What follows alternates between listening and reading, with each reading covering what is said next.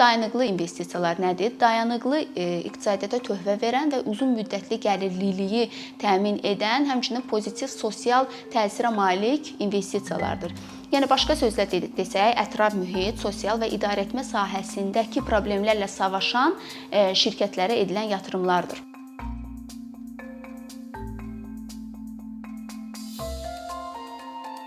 Son dövrlər sosial, ətraf mühit və idarəetmə sahəsindəki problemlər hamının diqqət mərkəzindədir və hazırda ən çox eşitdiyimiz və qlobal problemlərdən biri də qlobal istiləşmədir.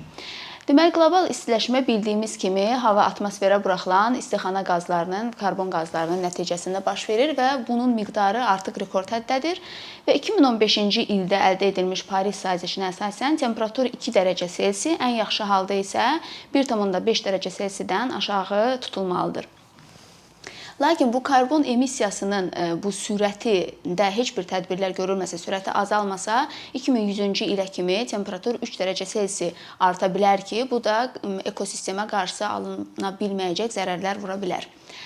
Məsələn, qlobal istiləşməsinin nəticəsində nələr baş verir? Buzlaqlar əriyir və bunun nəticəsində də dəniz səviyyəsi artır və belə bir fakt deyim ki, 5 milyondan çox əhalisi olan şəhərlərin 2/3-i su altında qalma riski ilə üzləşir.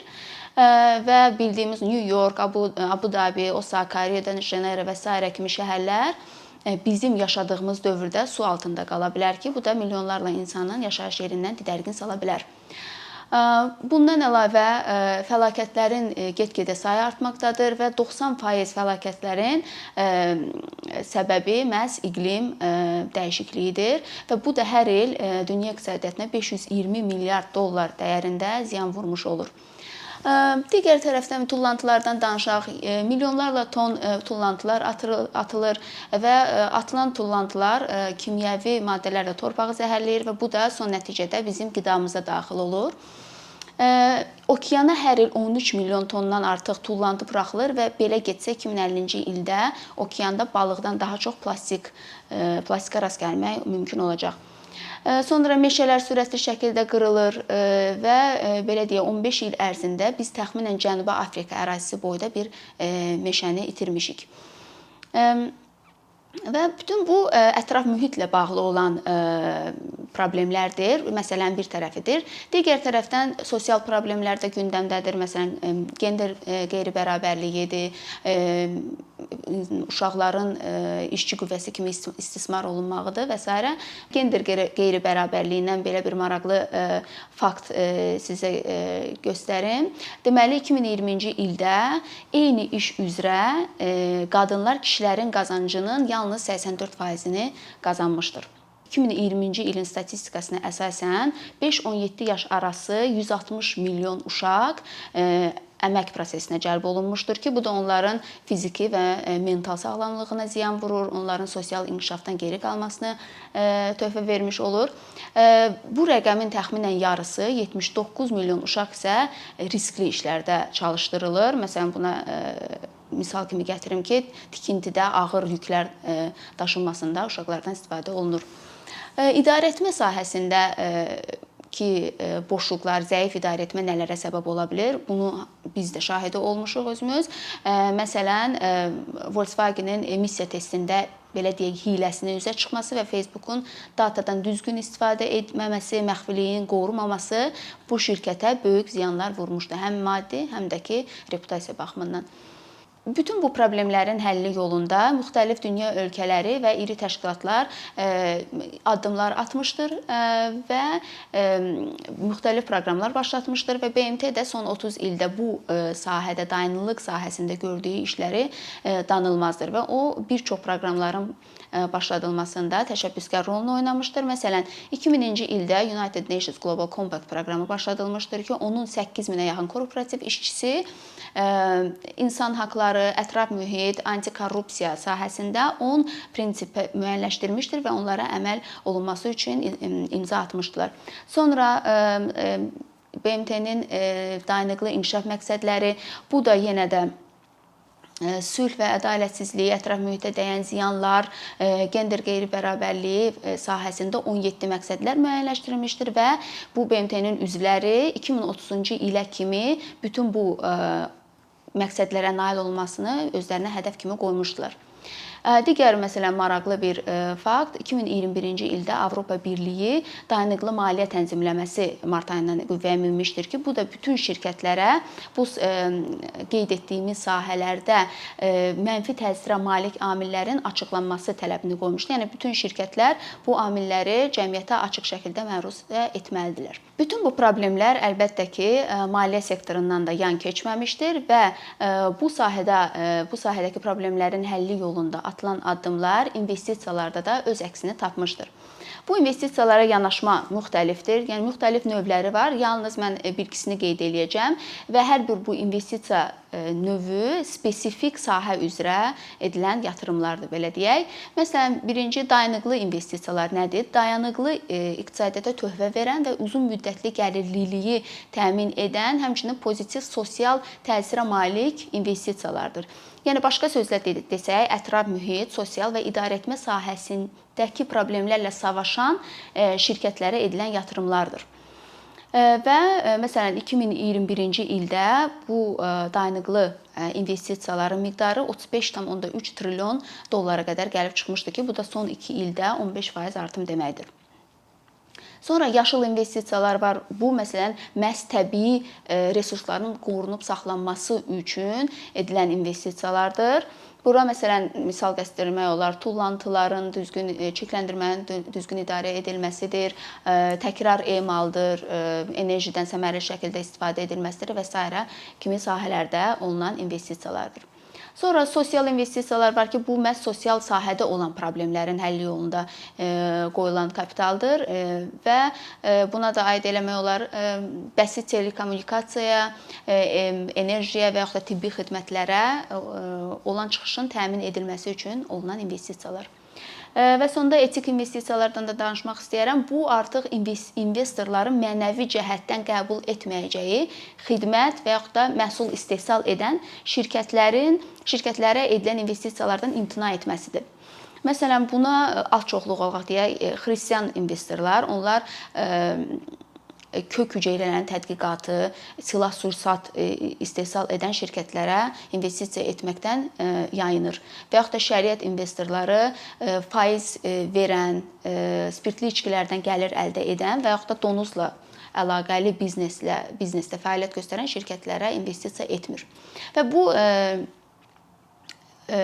investisiya aləmində negativ skrininq adlanır. Bu da o deməkdir ki, şirkətləri təhlil edərkən, yəni investisiya edərkən müxtəlif şirkətlər təhlil olunur, siyahı qurulur, belə deyək, hazırlanır və bəzi şirkətlər, məsələn, mənfi reputasiya malik şirkətlər həmin siyahıdan çıxarılır. Bütün bu sadallanan amillər ESG faktorları adı altında birləşir. ESG nədir? Environmental Social Governance, yəni bizim dildə ətraf mühit, sosial və idarə etmə sahəsindəki olan amillər.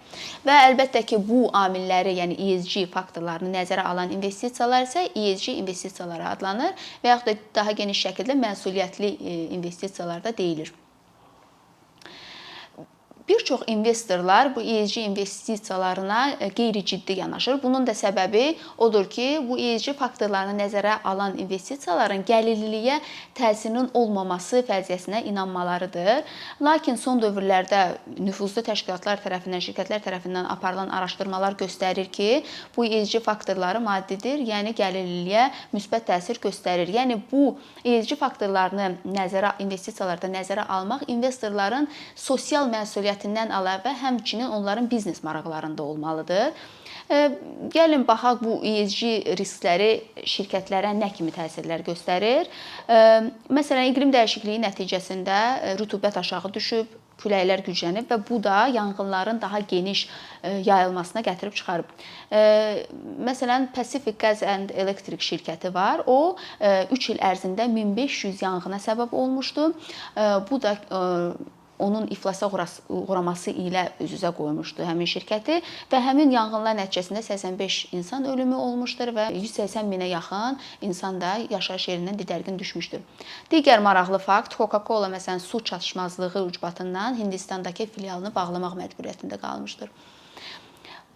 Bütün bu resurslar, torpaq, enerji su getdikcə çox nadir və çox bahalı bir resursa çevrilir və bütün bu amillər iqtisadiyyatın geri qalmasına, zəifləməsinə gətirib çıxarır. Əlbəttə ki, bu institusional investorların qlobal portfelə malikdirlər və marketin bir hissəsi olduqlarına görə onların gəlirliyi də qlobal iqtisadiyyatın vəziyyətindən asılıdır. Əgər iqtisadiyyat zəifləyərsə, onların gəlirliyi də aşağı düşmüş olur. Ona görə bu ESG risklərinin qarşısı alınması onların maliyyə performansına da, gəlirliyinə də müsbət dərəcədə töhfə vermiş olur. ESG trendinin qlobal hal almasında iri təşkilatlar, iri şirkətlərin və suveren fondların da rolu böyükdür. Suveren fond dedikdə biz nə nəzərdə tuturuq? Suveren fond dövlətin investisiya təşkil şirkətidir ki, bu müxtəlif maliyyə, yəni yığılmış pulları müxtəlif maliyyə vasitələri ilə, məsələn, istiqrazlardır, özəl səhmlər, alternativ investisiyalar, daşınmaz əmlaka investisiya edərək həmin pulları belə deyək artırır. Yəni gəlirliyini, yəni həmin yığılmış pulların üstünə pul gətirir. Və son illərdə 153 suveren fonddan 21% artıq ESG risklərini nəzərə alır. Mən bir sıra şirkətlərin də bu sahədə, yəni ESG sahəsində atdığı adımlardan da danışmaq istəyirəm. Məsələn, Sinqapurun böyük investisiya holdinqi Temasek 2021-ci ildə nüfuzlu aktivləri idarə edən menecer BlackRock-la birlikdə bir karbonsuzlaşma partnyorluğu yaratmışdır və onlar hər iki şirkət $600 milyon sərmayə qoymuşdur və burada da məqsəd istixana qazlarının emissiyasının azaldılmasına töhfə verən özəl investisiya fondlarının yaradılmasıdır. Bundan əlavə Temasek 2020-ci ildə 2010-cu ilə nisbətdə karbon qazın portfolyosunun karbon qaz emissiyasını yarıya qədər endirməyə hədəf qoyub. Yəni portfolyanın karbon qaz emissiyası deyəndə biz nəyə başa düşürük? Yəni bildiyimiz kimi portfolyoda müxtəlif şirkətlər olur, investisiya edilən şirkətlər var və hər birdə məsələn bəzi şirkətlər müəyyən mənada, yəni daha çox mənfi mənada karbon istixana qazlarını töhfə vermiş olur və bu yəni emissiyanın azaldılması, portfolyanın emissiyasının azaldılması dedikdə bu şirkətlərin portfolyodan çıxarılması deməkdir. Sonra məsələn Yeni Zelandiya pensiya fondu 2016-cı ildə 2020-ci ilə kimi portfolyosunun karbon emissiyasını 20%, yanacağı isə 40% azaldılmasını özünə hədəf kimi qoymuşdur. Və 2017-ci ildə bu məqsədə nail olmaq üçün 297 şirkəti öz passiv idarə edilən portfolyosundan çıxartmışdır. Əlbəttə ki, 2020-ci ildə bu məqsədlərə nail oldu və 2025-ci ilə kimi daha ambisiyalı məqsədlər qoydu. Bu dəfə isə o karbon emissiyasını 40%-ə qədər, yanacağı isə 80%-ə qədər azaltmağı özünə məqsəd kimi qoyub.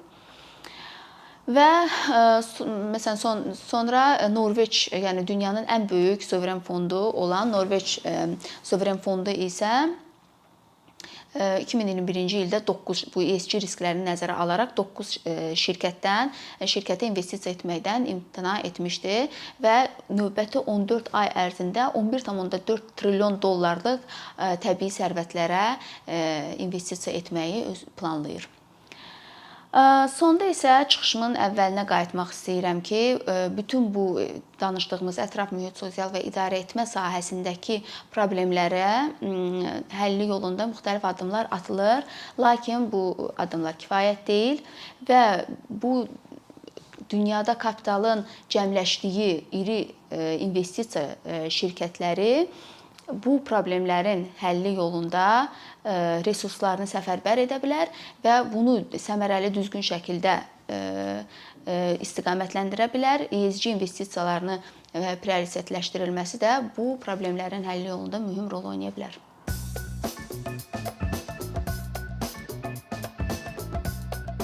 Bir neçə ildir ki, əkinçi olaraq Azərbaycanlı izləyicilərin hər zaman faydalana biləcəyi keyfiyyətli və ən əsas ödənişsiz kontent hazırlamağa çalışırıq. İndiyədək təqdim etdiyimiz onlarla animasiya və yüzlərlə çəkilişlər tələbələrin, mütəxəssislərin, müəllimlərin və ümumiyyətlə yeni mövzulardan xəbərdar olmaq istəyən çox sayda insanın marağına səbəb olub.